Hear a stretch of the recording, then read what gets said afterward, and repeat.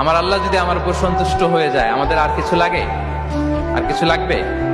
এটাই তো আমাদের এক্সপেকটেশন, এটাই তো আমাদের কামনা বাসনা, এটাই আমাদের ইচ্ছা যে আমার আল্লাহ আমার উপর সন্তুষ্ট হবে। এটা হচ্ছে পরিপূর্ণ স্তর রিজিকের। এটা যে পায় তার আর কিছু লাগে না।